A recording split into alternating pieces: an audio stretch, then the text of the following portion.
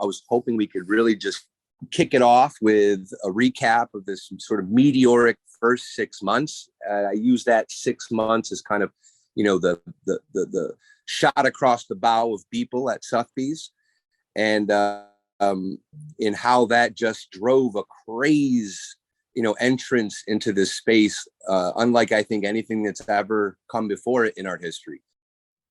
This episode of Ars Cryptotica is brought to you by Uptick Project, the NFT world in your hand. Uptick is a decentralized mobile app built on top of the Uptick protocol. Manage your NFT-based digital assets with a focus on entertainment, sports, and the creative industry. Whatever your need for NFTs, Uptick has you covered. This is episode 20 of NFT podcast Ars Cryptotica. We have a very special guest today, Nathan from SuperRare. Henry, can you kick us off? I'll kick us off. I'm going to kick the ball right over into the court of this fine gentleman who's joining us today. As you said, one of the proud and hardworking and supportive members of the SuperRare team. I would like to start by giving you a moment to just break down your position at SuperRare, and we'll go from there. Welcome to the show. Thank you. It's an honor to be here. If you told me 10 years ago that I would be selling art and telling the stories of artists, I would be like, oh, that sounds pretty cool. Don't really believe it, but that sounds cool. And now that I'm here and that I get to do it, it's just every day I wake up and I'm like, I can't believe I get to do this. I can't believe I get to talk to incredible artists. I can't believe I get to talk to up and coming artists. I can't believe people come to me for advice for this stuff. Like it's really, really, I'm very fortunate to be in the position that I'm in. And, speaking of that position, I'm head of content over at SuperRare. So essentially what that means is I do all the video content and kind of the execution of that video content. So my coworker, Phil, he does most of the strategy. So it's kind of the two of us planning what we're going to be doing and how we're going to be doing it and who we're going to be talking to and all that. So my position is really, I've kind of taken this position that I believe this story of what's going on now in crypto, NFTs, blockchain, this whole industry needs to be recorded, because these stories that are happening now every single day, like even the things on Twitter, like, oh, everyone says good morning, say it back now. That type of thing has just been kind of like a very niche internet thing for a very long time. And it seems so inconsequential, but it means the world to people. And people see good morning and it's maybe 2 letters, but it means the world. So these small things that traditionally would probably go under the radar and the annals of history, I feel like we should be recording this and what it means to everybody. So something so small as that, and something as big as the story of Beeple, Fuocious, Sotheby's, a huge auction house taking on these artists, is huge, and that should also be recorded. But how do we know what to record? How do we record it? How do we tell this story to our grandkids? How do we tell this story to people alive now that don't really know what's going on? How do we shape this narrative that's constantly changing every single day? And that's essentially what my job is to find ways to do that. And it's not easy, but it makes it easier when the stories that have to be told are incredible stories. So my job would be nothing if not for the people in this community. Yeah, and to point out, I think you're right that the character of the community is kind of unprecedented. And when I discuss this idea of the character or of the collective identity of the NFT space, I always like to tell young artists in spaces on Twitter, which I think is a revolution unto itself. It has taken Clubhouse to the next level. That those conversations are documented by the system itself and can be pulled for historical record and saved off Twitter was a genius move. My hat's off to Twitter for that. And a lot of the heads of spaces, people in the spaces that are doing great work as leaders of spaces, are pulling them and are archiving them. So that's getting done. But when you talk to these young artists, as I do every day, you get the sense that they're overwhelmed by the sheer magnitude of knowledge and the sort of dialogical nature in all of its grandeur of the spaces, that they can enter a space and they can behold in-depth conversations and art historical critiques and sort of a little lessons of art history, or it could be something as simple as like there's a woman, Kamachi, whose space is focused on confidence.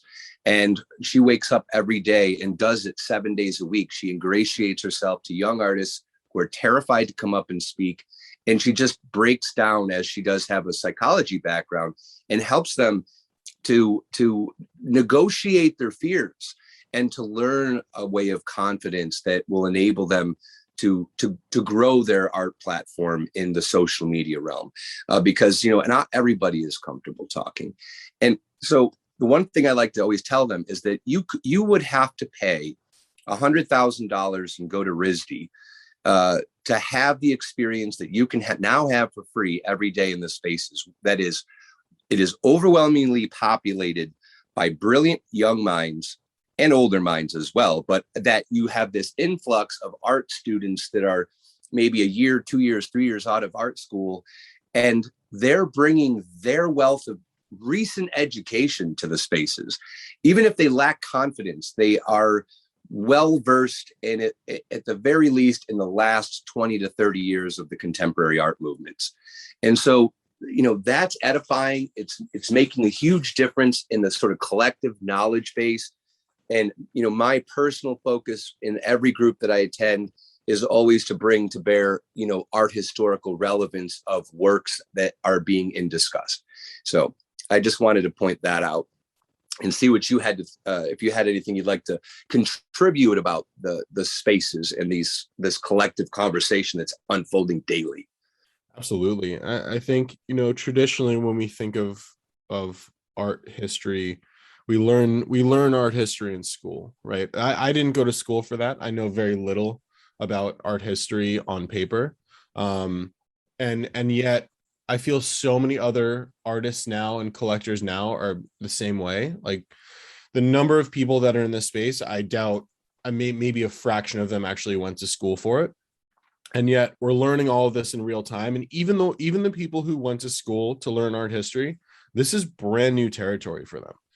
It kind of like crypto art kind of defies a lot of what art history on the surface level. Obviously deep down there's many similarities and parallels, but how many people have you talked to in crypto art that have zero art history education, that have maybe not even traditional schooling if they are artists? I think what this space has allowed people to do is truly make art and collect art unencumbered by the history of art itself, which then begets totally new forms of art that have no real ties to anything in the past. And it's just this free expression that is even freer than what we had before in traditional art. And it's really wild to see, because so many mediums that we see now in crypto art are, I don't know. I mean, I talked to, when I was in Paris, I talked to a few different artists, and one of them, Olhan, he's like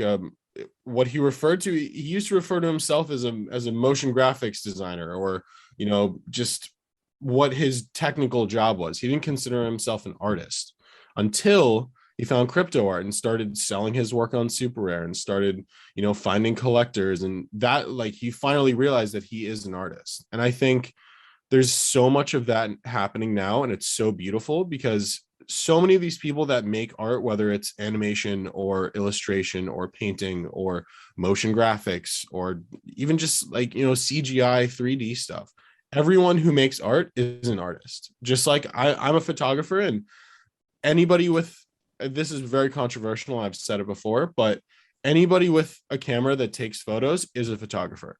You can be a varying level of photographer, you can be a specific type of photographer, but just because you don't have like a Leica, or you're not in galleries, or you don't develop and print your own works, doesn't mean you're not a photographer. And I think that when we embrace this terminology that has traditionally been siloed for educated people, or people with backgrounds in art, it will allow for even more free expression of in the true form of art than what we have had in the past. And I think that's beautiful.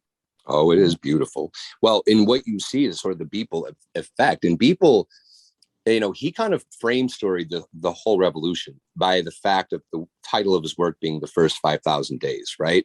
And he did that because the whole story of the crypto art or the NFT art is that for the first time in any real way in the history of art, you have an entire other field of technology that can come to bear in such a way that there's that provenance. The provenance was the issue. And, and Beeple expressed that every chance he could, that he was always an artist, but it wasn't until he could guarantee the one of one that became a valuable work of art. It wasn't that he wasn't making the same art prior to that day.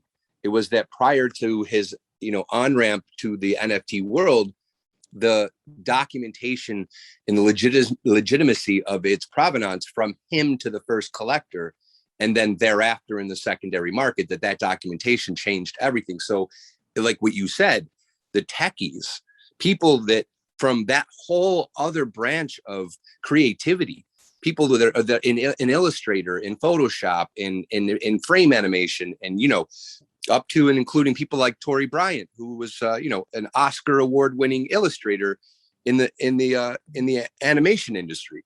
The people like that all of a sudden could enter the realm of collectible art. And it wasn't that they weren't already making work worthy of collection. It just, now we can guarantee that work is the work intended to be sold by that particular artist. And that is the revolution, really. I mean, that's the start of it. Where it goes, really? Watch. Absolutely. I think, I mean, it's interesting that you say that. It's almost like a revolution of provenance more than it is of art itself, right? I mean, not actually. I don't think I think it's definitely an art revolution, but I think that one main pillar of this revolution is provenance, right? We finally have the story recorded immutably forever, and nobody can say otherwise. Like, it's interesting. I'm working on this side project that is that kind of aims to bring provenance to a very overlooked realm of art, and that is of food and cooking. And I mean, traditionally, when we look at recipes, you can't patent a recipe, you can't trademark a recipe. You kind of just have to hope that people know where it started from. And even then, recipes have been passed down for generations and centuries, right? But how do we bring provenance to recipes? And I think that that's creating a NFT cookbook. I think that's creating NFT recipes that can be sold as recipes or given away, whatever. But as long as you have that provenance, that somebody put it on chain, and this is the first instance of this recipe, then it's not legally binding. Like, you can't have like rights to it, because I don't think recipes have like IP attached to them, or the laws I don't really think apply to them. But it's not really about the legal side of things, right? It's just about the story and the provenance to say, well, here's proof that this was mine and I put this on. And that goes for anything that's put on chain, right? And that's also where I think there's a big issue with plagiarism, because it's not just putting your work on chain. It's also, the verifiable ownership in the community. Like, does the community agree that this is the original creator of this work, or is it just somebody who put somebody else's work on chain? And that's where the community I've seen rally the strongest, is behind artists and the true creators of work. And that's why this community, I think, has grown so quickly and is so important, is because it serves a very real purpose for verification. This community is so important because it essentially acts as a validator for the artists and the true creators of works. And it's beautiful. I don't really think many people talk about that. It's kind of what we're seeing right in front of our faces. Why is Twitter blowing up with conversations about art? why are people, creating these communities around different artists or around collectors or around projects. It's inadvertently for validation and verification of who these true creators are in the community. I agree. So how would you describe the first 6 months? Well, the last 6 months, let's say, because I suppose you could go back farther. But I mean, I feel like, again, that shot across the bow and how it sort of radicalized interest in the space. What have you felt about the past 6 months? What was the ride like for you? Man, it's been simultaneously meteoric. It's been like I said earlier, every single day I wake up and I'm thankful that I get to do what I get to do. And I've done many different things in my life. I've done neuroscience, I've done cooking, I've done I was a candle maker for a bit. I worked at a dispensary. Like, I've done so many different things, and yet none of them really felt like I belonged there. I mean, it was something that I did, and I did it to the fullest of my ability, extent to my ability. But I never felt like, oh man, some days I would wake up and I'm like, I can't believe I still have to do this. And yet the last 6 months at SuperRare have felt like I finally found what I meant to do. I finally found the community that I'm meant to be a part of. I have finally found a workplace that feels like I'm building it with everybody else at that same workplace, rather than just being an employee, or rather than just building it myself to screaming at brick walls for the things that I was doing. This feels like actual work and building and community building, and just, I don't know, every single day I wake up and I'm thankful that I've woken up and that I get to do what I get to do. And that really hasn't changed in 6 months. I felt that on day one. I feel that on day 180, let's say. So yeah, it's crazy. I mean, I get to travel, I get to meet up with artists, I get to tell stories, I get to hear stories, I get to create on my own, with the work that I do at SuperRare. I definitely consider it creativity in and of itself. It's very interesting. No 2 days are the same. No one day is better than the other. They are all insurmountably amazing. It's insane. I've never thought I would say this, and I had this very real fear, throughout the past 10-20 years, I wouldn't find what I was meant to do. And be it neuroscience, or be it candle making, or be it starting an oat milk company, whatever it was, I thought in that moment, oh man, this is cool, maybe I'll get to do this for the rest of my life. But I never felt like tied to it. But I feel like this is actually where I feel happiest, I feel strongest, I feel most creative. It's outrageous. Well, thank you. And so I have a large community that's interested in hearing about the process of onboarding your artists from day one. How has that gone? What were the challenges? What were the experiences that were sort of teachable moments for you? How did you discover what worked best and what needed to be rethought? So I came on in March, and we were, SuperRare has kind of had already been a pretty big name at that point. And I remember looking at SuperRare. I applied to SuperRare as a photographer in like September of 2020. And I didn't hear back. And I was like, okay, it's kind of what it is. I minted on another platform, just a photo that I had. This is actually my real first photo that I ever minted. I kind of just did it to use the technology. And when I got on SuperRare as an employee, I got on as an employee before I got on as an artist. And I think that what I realized and what I learned from talking to everyone on the team and seeing what artists were being accepted, why and when and how and all that, I realized that SuperRare is really meant for artists that are not fully developed, but they have a voice and they've found their voice, and their work reflects who they are as artists. I think it is the pinnacle of NFT crypto art platforms for art. It's all one of one art. It's artists who have a style that is discernible, that if you see their work, you're like, oh, that's definitely Ferocious, or oh, that's definitely Parrot, or, you know, it's definitely Coldy. And many other platforms I feel exist for people to use the technology. I love OpenSea because I think that what they do is it's literally an open sea. Anybody can use it. Anybody can get in on this technology and mint something. In many ways, it is like screaming into the void, but I feel like you kind of have to do that to get started, especially if you're an artist or a new artist or somebody who is still trying to find their voice. I went through that same thing. I've been shooting photographs since, you know, for probably almost 20, I think like 18 years or something like that, digital and film.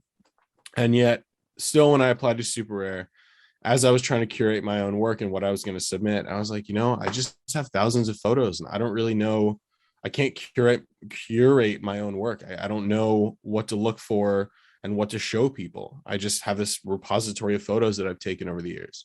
And it wasn't until I started working there that I realized, oh, okay, well, this is probably belongs with this. And I would kind of go through my own stuff. But now through this lens of perspective of other artists and other photographers and how they do it. And I mean, when I talk to artists now, when I talk to artists who, you know, I'm not on the curation team, so I don't have any say in who gets on or who doesn't. I tell them the same thing. I say, have you found your voice? I ask them genuinely, like, be introspective. Have you found a true artistic voice for yourself? And if you have, find that connection in your work. And those are the pieces that you submit for the artist submission for SuperRare. Tell the story of what these artworks are. Tell the story of what your personal artist history is, and what you plan on doing in the future. And I feel like that's just a good exercise for any artist in general to do. And I feel like whether it's for a submission or an application to a platform or not, artists should be self-reflecting often. And they should be looking at their own work and saying, okay, well, you know, this is a time when I was doing this style, or this is a time when I was using this medium, or and this is kind of the consistence that I've found while making that style. So yeah, it's interesting. I feel like there's with blockchain and with governance and with the openness of everything, anybody can mint. Sure, yes, completely agree. Anybody can mint their artwork. The platforms and the curation of things, I think there's a very big distinction between gatekeeping and curation. I think that with gatekeeping, it's just like, it's often kind of nefarious. It's either nepotism, or it's who has money or who's popular and stuff like that. When it comes to curation, especially on SuperRare, it's strictly about the art. It's not about who you are necessarily. It's not about where you come from. It's not about anything like that. It's not about who you know at SuperRare. I've had plenty of very close friends who are artists be like, hey, can you get me on SuperRare now that you work there? I'm like, genuinely, I can't. I cannot do that. And it's not because I don't want to. It's not because I'm not like, I don't love you. It's because that's not really what this is about. It's about finding the artists and the artwork that are there, that are ready to be on a platform that is curated. So, I mean, the same as with Maker's Place, same as with any other application process. I just feel like SuperRare has not compromised in any way who they let on. It's always and will forever be about the art and the artists themselves. So it's really interesting conversation to have with people. It certainly is. One of the things I find fascinating about the crypto art movement is that, you know, if you look back, say from today, going back to Andy Warhol through his factory days and his sensibility of the commodification of art and the factory, the sort of factory blueprint, and how that gave birth to the pop movement, and the pop movement gave birth to a very, very powerful shift in the collector. So where once it was thought that the gatekeepers were the curating teams at museums, unfortunately, for a period up to about, say in the last 5 years, the collector became the gatekeeper, through the traditional art market exchanges like Sotheby's. And what was determined great and what was determined collectible was sort of like left to the hands of billionaires. And that's sort of been taken back by the power of curation, which you just discussed eloquently. I feel like curation is once again front and center. And because now the collector is also the idea of anonymity and identity that's associated with the space, right? Whether it's the identities of the artist or it's the identities of the collectors, there's kind of the phenomenon of the avatar has taken hold. And part of that anonymity is the empowerment, I believe, the empowerment of leveling the playing field where the art speaks for itself, because it's less about the persona of the artist as it is about the power of the collection. So because of that, now the power is shifted back to curatorial teams like yours at SuperRare. And I just wonder how you feel about that notion of taking back the power of, curatorial decision in defining what matters and in defining where we're going. One of the most interesting aspects of curation that I've seen is, in many ways, there's a lot of community curation now. There's infinite amounts of galleries you can create in the metaverse. There is infinite amount of communities you can build on Twitter. While it takes it out of the hands of the billionaires and it takes it out of the hands of the people who have traditionally collected art for many years, it doesn't compromise on what is collected or what is curated. And I think, in fact, it even opens it up to more possibilities. Let's say an artist wants to remain anonymous, or an artist isn't really good with people, or an artist just wants to remain quietly creating in their studio. You don't have to be a loud persona. You don't have to have relationships with billionaires. You don't have to have relationships with galleries, because we're creating new galleries now. We're creating new relationships. We're creating new collectors. And I feel like a lot of these collectors that are coming out now are creating their own galleries and collecting what they see fit. And it's, in many ways, it's ragtag people. It's people who have found a lot of money in crypto. It's tech people who have found crypto money. And it's new money in the sense that, in many ways, it's obviously, this is not a case for 100% of the people, but a lot of the people who found crypto money traditionally didn't really have money before, or they were just tech people who got in early into crypto and saved their ETH or saved their Bitcoin or whatever, and now they're rich. It's not generational wealth in many ways. In many cases, it's not like fund wealth or VC wealth. I mean, in some cases it is, obviously, but a lot of collectors now are just people who love art, and people who started collecting art 2 years ago in 2018, when a Coldy and Fuocious piece was maybe a few $100s. Now they're worth millions. Now we see also with like Bored Apes and stuff like that, and these PFP projects, people are finding money and they're finding ways to be successful, and they're not just taking it and running. They're taking it and reinvesting it into the community. And that is one so incredibly important aspect of this. If you collect something that you sell for a lot of money, you're not going to go like leave crypto or leave NFTs and go, do whatever with it. You're going to reinvest it in other projects that you see successful. So we're kind of creating these like new VCs, art VCs almost, that aren't like traditionally venture capitalists and probably can't be categorized as such, but there's money that is being earned through collecting and through creating. And it's not the old world money. It's this new, beautiful world money that, in many ways, there's people coming in now that are like, oh, well, you got in crypto early. You're so lucky of how much you have. And I'll be honest with you, man, like I've been in this since 2017. That's even later than most people have been in it. We've all been through ups and downs. We held through $100 ETH we held through all of these ups and downs, and we found ourselves here. We found ourselves here by fighting and by staying because we believed in all of this. And now many of us are being rewarded for staying, and many of us are, giving back to the people that are getting in it now. But there's a sentiment that we're all very lucky. And while I do believe that we are, it's also perseverance, and it's also staying with something that everyone is screaming at you as a failure and won't be successful and won't work.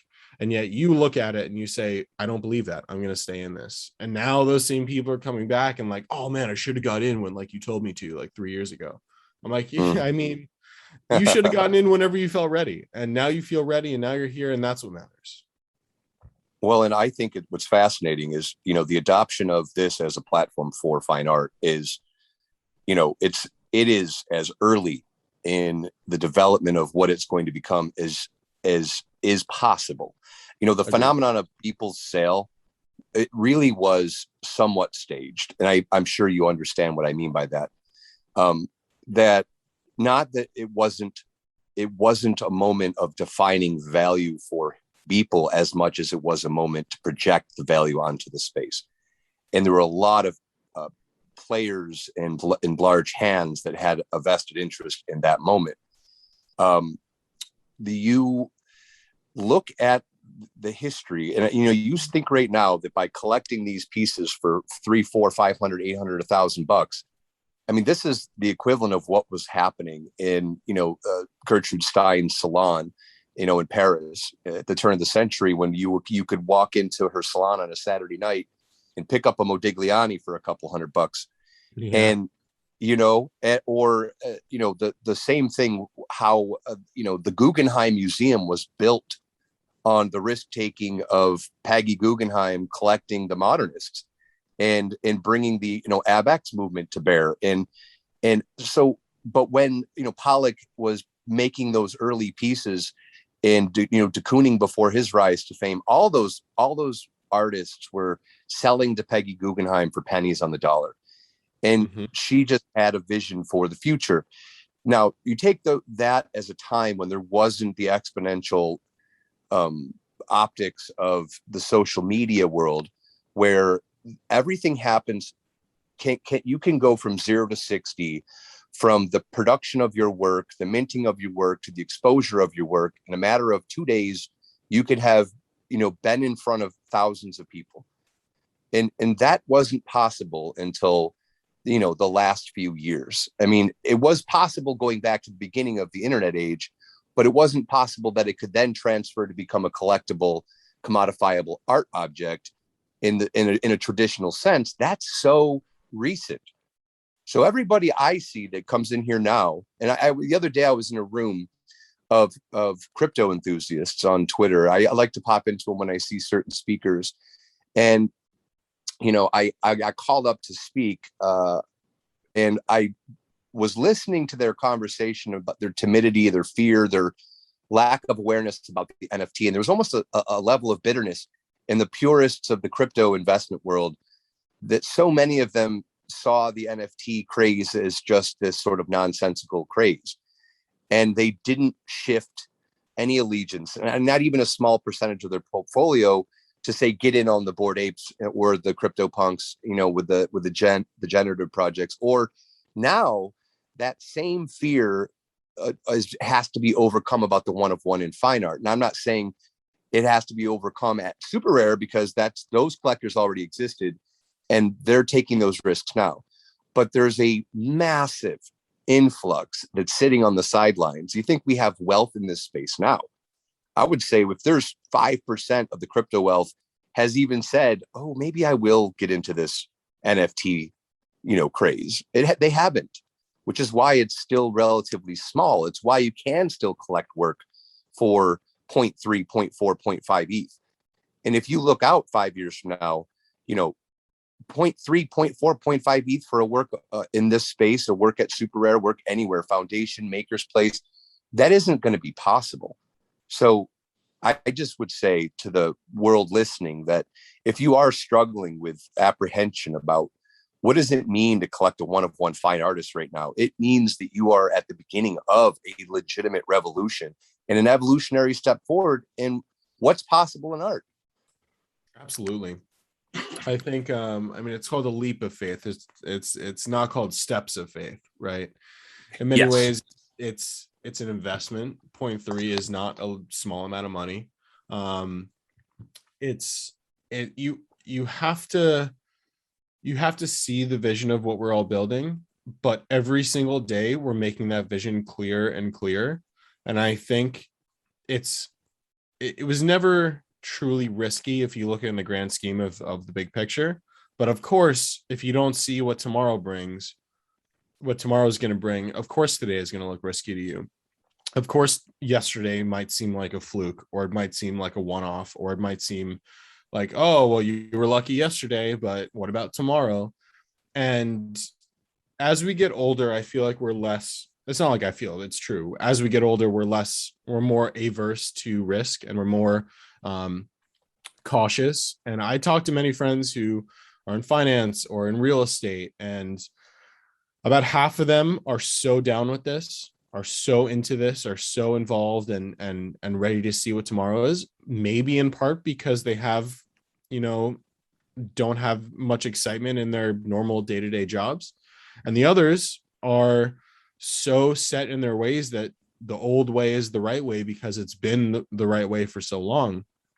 It's not about being afraid of change necessarily. I don't think. I think it's about being afraid to take a risk when you have such a sure thing right in front of you. And that sure thing, I don't know how to explain it to people, but to get them to understand, but the old world, just because it's worked doesn't mean it's going to keep working forever. And we're consistently showing you every single day that there's a new way to do things, a new way of collecting art, a new way of creating, a new way of decentralized finance, a new way of everything that's virtual, of social media, of identity. And I mean, the list goes on forever, but we're building something, and there's so many people building it together that we often talk about banks being too big to fail. I truly believe that this is becoming, and has probably already become, too big to fail. I mean, I don't even know what you would have to do to get this entire thing to fail. There's so much decentralized finance. There's so much money in DeFi. There's so much money in NFTs. Really, I mean, at the end of the day, art is really only worth what somebody's willing to pay for it. But every single day, we're seeing that more and more people are willing to pay more and more for what's being created today and yesterday and 2 days ago and 3 years ago, and probably what will be created tomorrow. So to look at this and say it's a fluke, or to look at this and say it's not real, or it's a bubble that's gonna burst, I feel like to not see what's going on today and not see what has gone on for the past several years, and to consider it a bubble and a fluke, I think is really just undercutting yourself and undermining what your future can look like. Because I really don't like the people who say, oh, we'll have fun staying poor, or like, oh, it's, you're probably just gonna get left behind. Nah, man, it's not really about that. It's about not convincing people, but showing people the way, and showing people through your actions and what you're doing in your own life that there is possibility for everybody else here as well. And that's also part of what I'm trying to do, is creating the storyline and the story arc of this entire world that will tell people today, tomorrow, and sometime in the future that this is a revolution that's going on right now. And to be a part of it in any small way, any medium way, any big way is more than enough. You don't need to take huge risks to be a part of crypto and NFTs and crypto art. You don't need to throw all of your money at it. Collect one work. Find a painting that you like, a digital 3D work. I don't know. As long as you're talking to people, as long as you're not discounting it because you're so wrapped up in the value of this past world that we're still living in, I think you're going to win. I think people are going to win, even if they take very small bites of this world. But yeah, it's interesting. How do you convince somebody who's so set in their ways to change those ways? Like, it's a question as old as time. How do you teach an old dog new tricks? Well, and there's also there's a lot of other interesting perspectives to consider. So you have this liberatory economic model in DeFi and crypto that has already bared out. You already have the institutional investment in it. It is already the bane of every nation state's existence. Yes. The quandary of the future of finance is, it's an illusory quandary. It's here. It's not going anywhere. Not a bubble. It may have growing pains for 50 years, but the transition is set. It's in lockstep with a different future. And in that context of this financial shift, paradigm shift in economics, what has always been a social currency, that is art. Art is fundamentally sound as an investment. It has outpaced the stock market historically forever. Art going back 50,000 years, to the cave walls at Lascaux, as the disseminator of culture and, the education of future generations. So I like to point out that under the whole umbrella of the radical transformation of economic liberty, right, in the crypto space, you now have this subculture where art is filling out even more so. And think about it this way, as a social currency, right? If you collect something right now, what is that piece going to look like at the birth of a movement?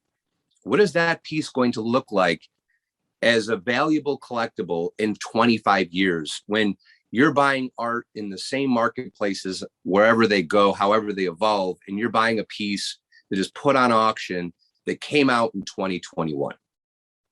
What does that look like to anybody with a half a sense of how history has always worked, and has never failed?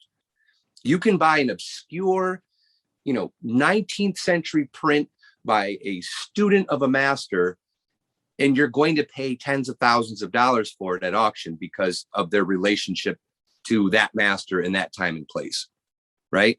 So even if you're collecting and you don't know what is imminently going to become, what's hanging in MoMA in 30 years, you are still participating in an aggressive, highly intense, educated, creative, aesthetically brave, aesthetically unique, aesthetically interesting, transformative time.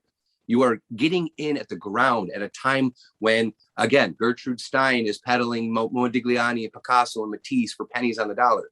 That's where you're at right now. And we already have the support of the institutions, the largest institutions, Sotheby, with the work of Foucault and the all of these early manifestations of generative art, and you have major players like Damien Hirst coming in. You've got Banksy came in. The list goes on and on and on and on. So there is almost, for me anyway, I see zero risk. There's no, for me, and I'm not giving it financial advice, but as somebody who's a student of art in art history and a crypto enthusiast, and having watched this entire thing since 2011, I don't see any risk in sticking your toe in the water and getting to know what's going on. And like you said, bite off just a little bit of history. Even if it's just like, okay, I'm not prepared to, sell my, mortgage, take out a second mortgage on my house so I can, run in and buy a Bored Ape. But exactly. Right. You don't have to do that. You can pick up brilliant art every day across 4 or 5 different platforms. You can pick up brilliant art on any day of the week. I mean, just as for instance, there's an artist that I love and I collect, Pinks. Mm-hmm. She's a fantastic artist. And I mean, there's so many. I hate the name drop because some of my friends are going to be mad. But, her life story, and I won't even go into who, but she has a famous mother in the fashion industry, right? But she doesn't talk about that. And yet you know that she grew up in a world surrounded by art. You know that her whole life is dedicated to art and that she was groomed to be an artist. And if you get in the spaces as a would-be collector, you will hear the life stories of every artist with any interest in selling. So if you are concerned, go spend a couple of months in the spaces hearing the artist's stories, get to know their visions. You know, that there's so many ways of skinning this cat, but like living in fear of dipping your toe in the water is a fool's game, in my opinion. I agree. I do want to say something to like the Bored Ape mentality of collecting 10K projects. I think that there's this, I feel like people have seen the success of Bored Apes and Punks and a few other PFP projects. And they've dived in and kind of exploited the people who have missed out on Bored Apes or who have missed out on Punks, and they're kind of, their point of entry is way lower at this point. Every single day there's multiple 10K projects. Every single day I see several new projects come up, and this isn't even like I'm exaggerating. I'm not exaggerating at all. There are multiple projects every single day that come out that are like 7, 8, 9, 10, 24, 25, 100K, and many of them have good intentions, and I believe that the ones that do have good intentions will stay the course. But a little, tiny words of caution, there will always be value in one-of-one art, I believe. And this whole 10K project is great. All these 10K projects are great, but I don't want it to undervalue and undercut the value of one-of-one art. And that's not to say that you can't collect both. I think you should collect whatever you want. Don't collect things that you don't want. The last thing you want to do is look at your OpenSea account or look at your collection and say, man, I really hate half the stuff that I have in here. Like, that's the last thing you want to do. Collect what you want to collect. Do your best to find the artists that are just kind of starting out. Do your best to do your research, because the early bird gets the worm in every single case, unless there are no worms. But there's so many worms here. There's so many, like, it doesn't take someone with an art history background to know what they like to look at. Like, you can collect something that you hate because you think it's going to go up in value, then it doesn't, and you're like, well, now I'm stuck with this exactly bullshit. And like, we all know what virtuosity looks like, right?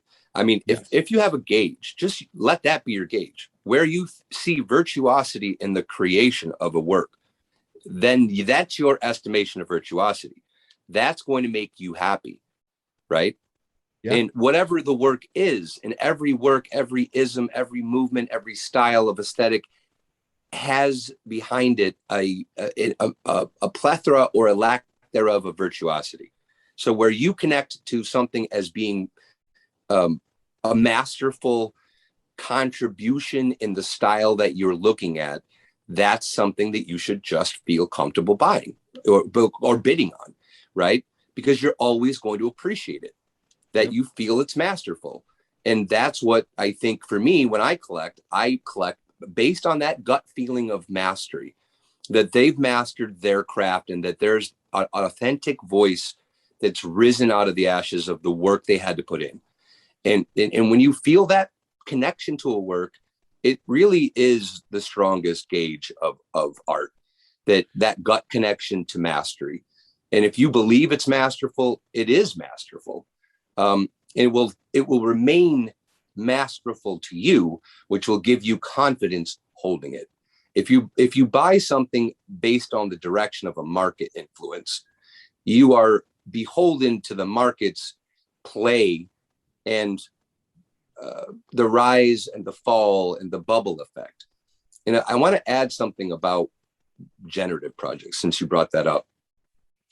People don't quite realize, and I've had this conversation in many spaces, that the success of the Bored Apes and the CryptoPunks in particular, they have slightly different reasons for their success, but they're both beholden of Andy Warhol. And I'll explain why.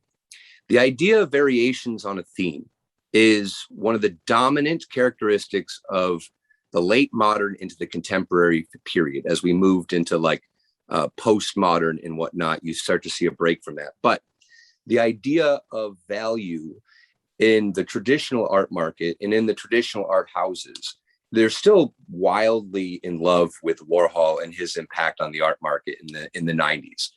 And there's a really intelligent reference to Warhol in the generative projects. What do I mean by that? Variations on a Theme was Warhol, right? And what did you get in Warhol in Variations on a Theme? You had the screen print. And the thing about a screen printing process is that even if you were to use the same color palette to do a series of, say, 10 or a series of 50, the way in which screen printing works is that every piece will have aberrations, unique aberrations.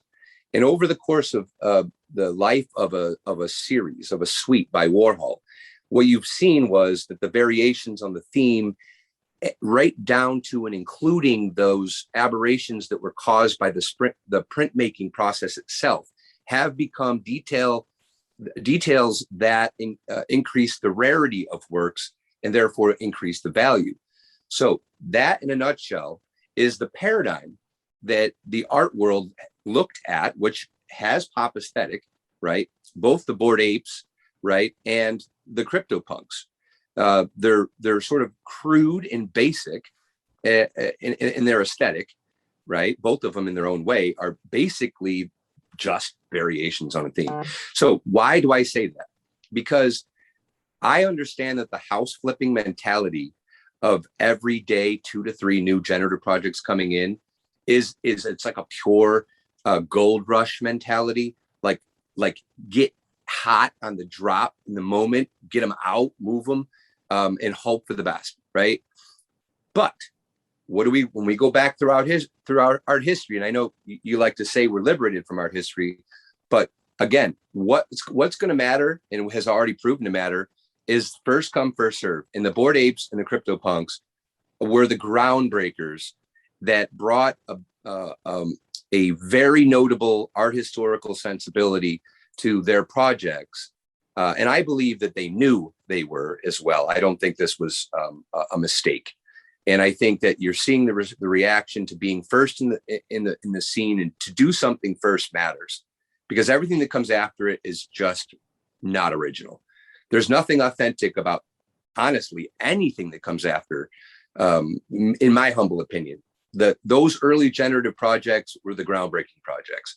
So enter at your own risk after those two. That's just my sensibility on it. I definitely think that, while I agree in part, I think that a lot of the projects that are going to be successful outside of those two are ones that bring new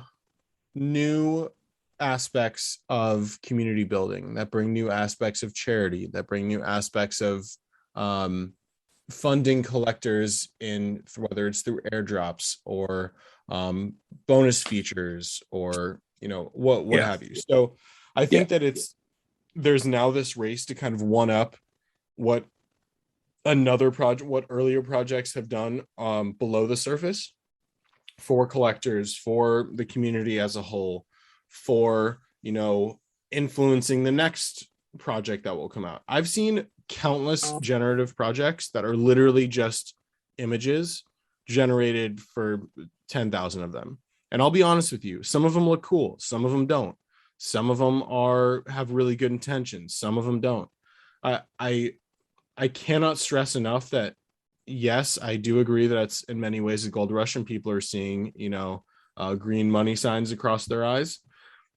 There will always be a place for one-of-one art, and that is truly where I think your safest bet will be. Maybe the artists themselves won't get big for a few years, or maybe they won't sell as much as a Bored Ape. Like it's not what it's about, right? I mean, there's plenty of money to be made in crypto. It doesn't need to be rushed after with projects and with art. You don't need to find your next paycheck or your next car or your next house in a single piece of artwork, because that's not really what it's about, right? Not at all. Not at all. And to the point that you were saying earlier about curation and about how it really is about the art, about finding like those early works and the finding virtuosity and finding, the masterworks. I feel like that's what the mission of SuperRare has always been.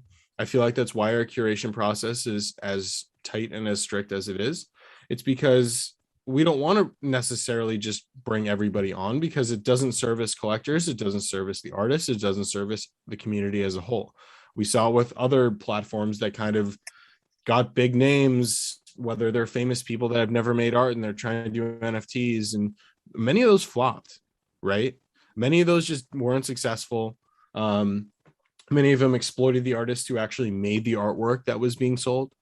But at the end of the day, I feel like anybody can go on SuperRare and find an artwork that they like and be confident that it's from an artist that has a very good future, a very bright future ahead of them. And Right. Of course, there's flukes here and there, but the majority of the work that's on SuperRare, I truly believe will, if collected, benefit you in the future as a collector, as an artist, whatever. Well, and a lot of it has to do with vetting process, because one of the determining factors of longevity, obviously one of the determining factors of success for art as a collectible, is the longevity of the commitment of the artist. Yep. So, what maybe the most difficult, and this is why I say it's important to do your research, even when collecting art, is to try to dig up the level of conviction to, process and what is it to them. And so I know that you as a team are making that process sort of systemic, right? You're vetting these artists through your application process. And I would guess that it's not just the shiny, fidgety, look of the work that you say, yes, you can come on SuperRare, that it's probably also has to do with a sense of conviction to their project that you gain from the interview process.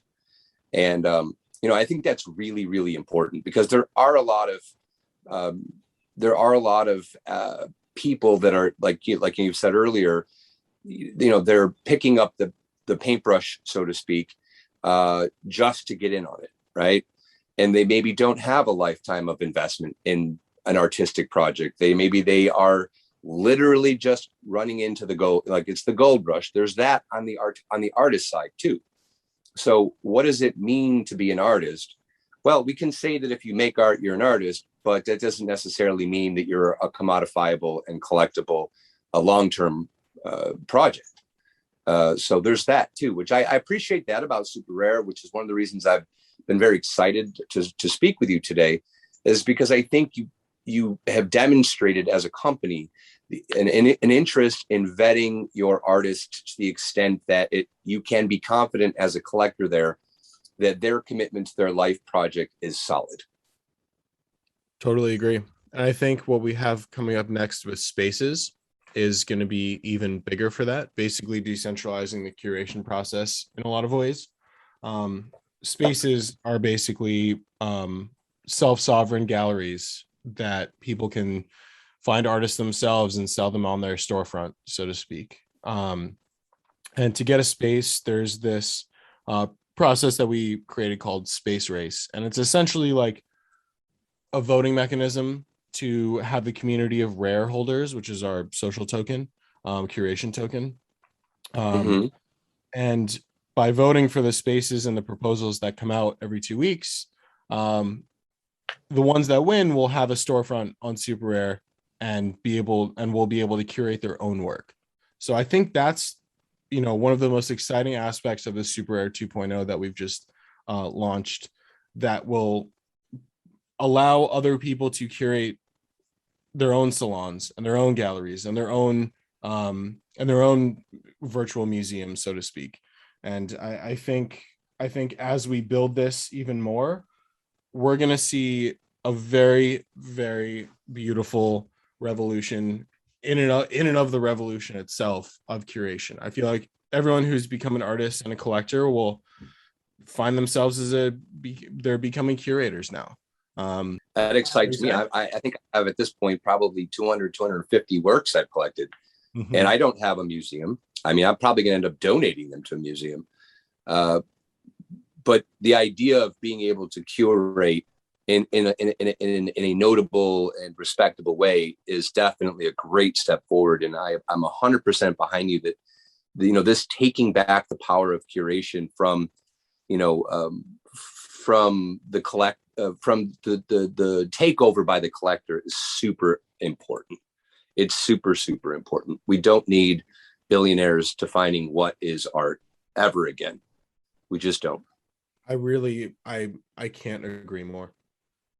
Before we run out of time, I have a couple of questions for you, Nathan. I was wondering about interoperability. Maybe 6 months out, a year out, is ETH always going to be the main one? People talk about gas fees.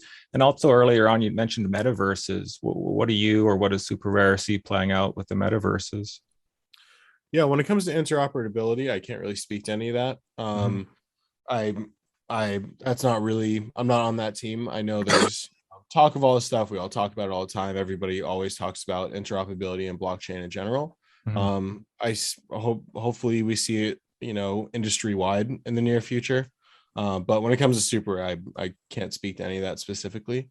The metaverse world, I think, I talk to Coldy often, and he's a full believer of the metaverse and this these virtual galleries and experiencing art in a virtual space. And I don't know what it'll take. I don't know if it'll take AR glasses. I don't know if it'll take a VR headset in everybody's home. I don't know if it'll take just this level of mental adoption to get to view art in the virtual world a similar way as people do in the physical world. But I know that it's coming. I can't say for sure what it's going to look like because I just don't know. But yeah, it's very exciting. We've already seen like CryptoVoxels, Decentraland, Sandbox. We've seen this all of like the foundation of what we'll need when it eventually gets there already being built. And that's truly, that's where it starts, right? It all has to start somewhere. And when I was at Consensus in 2017, a lot of the projects that were being built were, looking back on them, they were pipe dreams, but I see so many projects then that weren't successful through 2018 and 2019 that would have a perfect fit today and would probably thrive today. And SuperRare started in 2018 and they stuck through it. And even when nobody was caring about what they were talking about at conferences, they still stuck with it. They got, the founders found side jobs. They were doing web design stuff and they were building SuperRare at night. And that perseverance was what made it is what it is today. And I feel like we're seeing that happening in real time with the metaverse and the virtual reality stuff and these virtual galleries. And that's a whole nother level of tomorrow that I can't even fully wrap my head around today. I want to bring up something that I think is fascinating, that a project that I'm working on right now, since we're talking about the metaverses, and I want to invite you also. So I got into a project of developing a suite for Afghanistan and the freedom of women. And that led me to a partnership with an NGO and I've been working with now for about a month, and I have a team of people that are working with me on the event. But out of the creation of the Afghanistan suite, there, by my art process, there were a couple hundred studies, and I donated 40 of the studies to this organization. And now this has become an event that's going to enter the metaverse, which is why I wanted to bring it up. The metaverse is at the Insomnium space, Block Museum. He's actually building out a museum that's going to be about the size of MoMA in the metaverse, that's being designed specifically to host this event. And it's going to be fascinating. The event is going to be live, where everybody is going to be able to enter the museum, peruse the 40 works donated to this organization.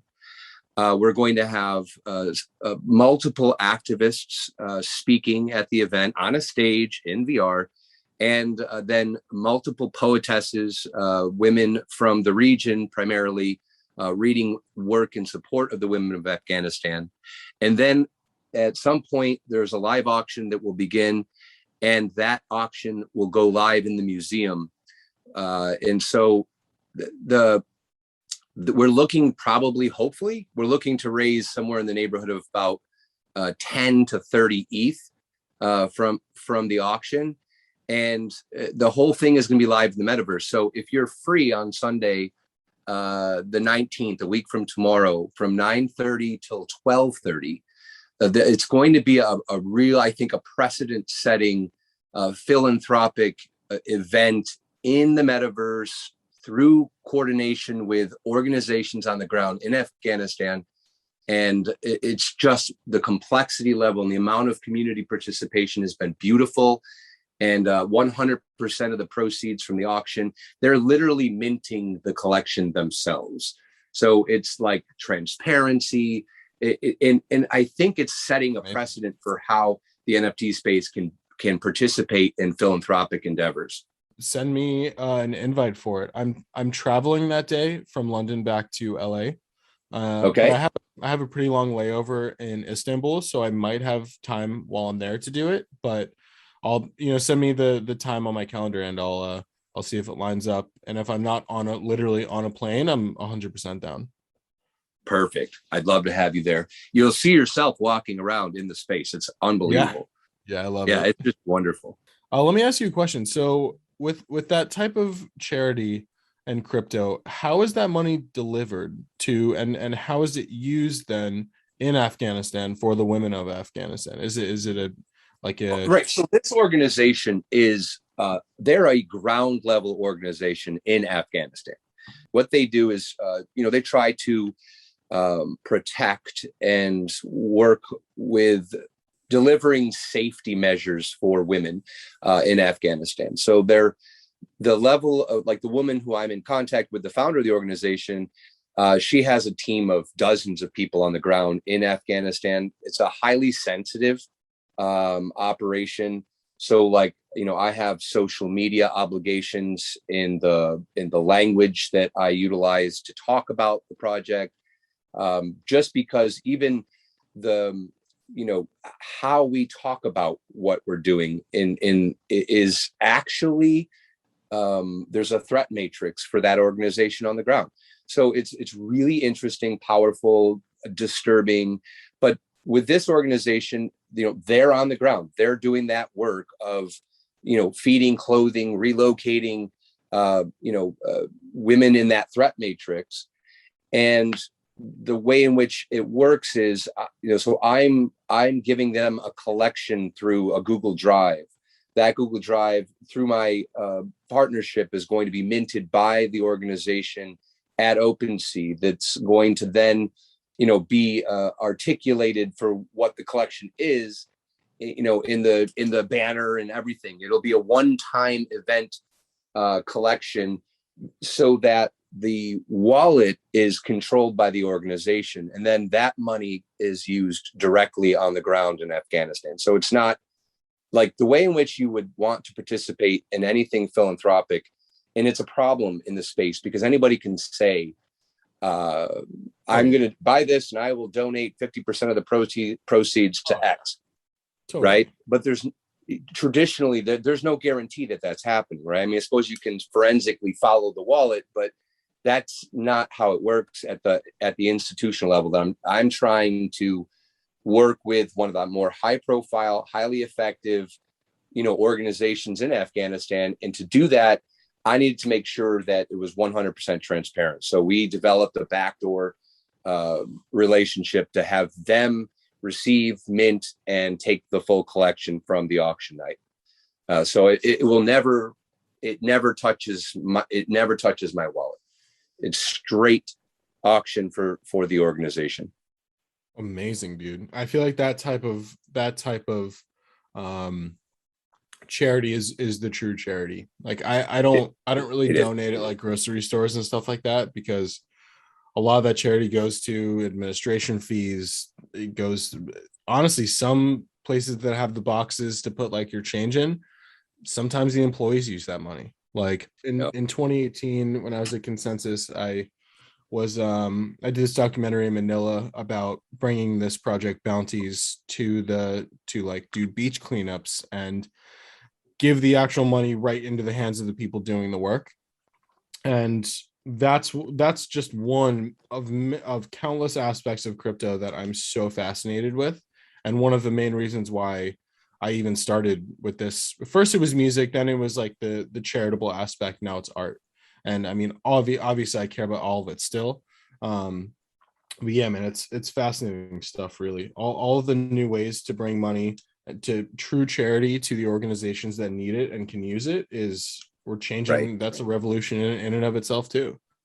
Well, and just think about the ability for me to hand over a collection of 40 works for NFT minting to an organization where they then can receive 100% of the proceeds of the auction, Exactly. which now the auction is going to be billed on their part internationally, through news networks and whatnot. They're bringing their foundational their donor base is actually going to be participating in the auction. And then I have my entire side as far as the crypto space is concerned, the NFT space. And then we have, working with the museum, the Block Museum, and their vested interest. I mean, the founder of the Block Museum literally, had to build a larger museum than he was currently working out of just to facilitate the event. And that was, in his way, a massive contribution to the event. I mean, we're talking tens of thousands of dollars invested to build a museum specifically to make this event go off without a hitch. Wow. So, yeah. And it's just fascinating to me that I was able to build the Google Drive, give access to that Google Drive, and now 100% transparent. And part of the research process, I worked with a woman that was originally from Kurdistan in Iraq.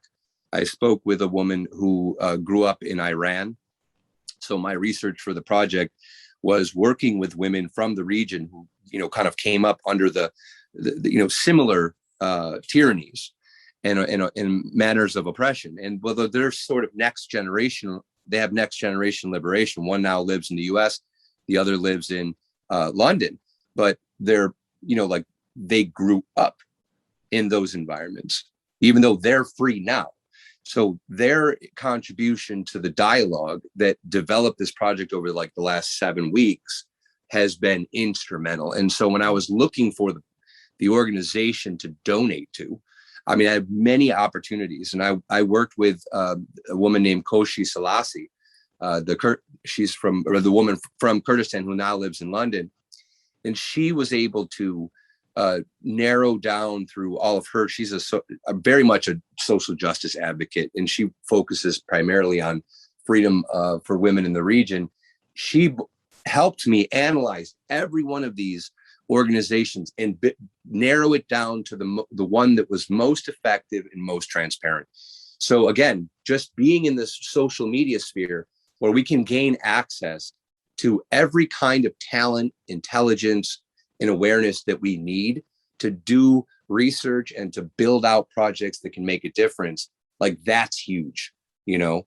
I am curious if SuperRare has any like future plans for a philanthropic component, or if they're currently employing any sort of philanthropic component to benefit social justice or mental health awareness or anything like that. Yeah, I mean, for individual artists that kind of put work out that's in that realm and they ask us to contribute, we usually give the marketplace fees that we would traditionally get. We just give straight to the cause itself instead of taking them. And that was before the DAO was launched. So with the DAO being launched, I believe those types of decisions will be left up to the DAO and rare holders and people who are vote on those proposals. Mm-hmm. That could grow if tenfold if people want it and people vote for it. Excellent. Good to know. I'm going to have to look into the DAO component of what you guys are doing over there. It's definitely I fully believe it's going to change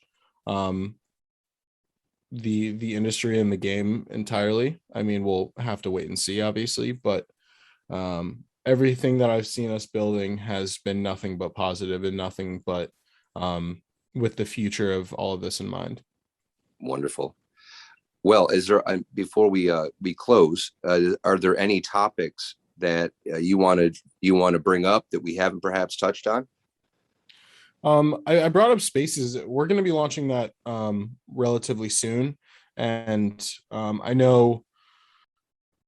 So basically, you need to hold the curation token to be able to vote, and the whole aspect of voting and governance is really important. So we're working on finding ways to educate the industry as a whole on what it means to vote on a DAO and what a DAO means. So that's essentially what the next video project I'm working on is, explaining what a DAO is and explaining how voting with Rare works and all that. So that'll be coming out. Okay, great.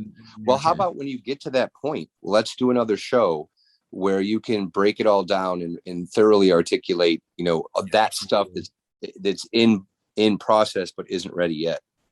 Absolutely. I'm going to London today. It's crazy.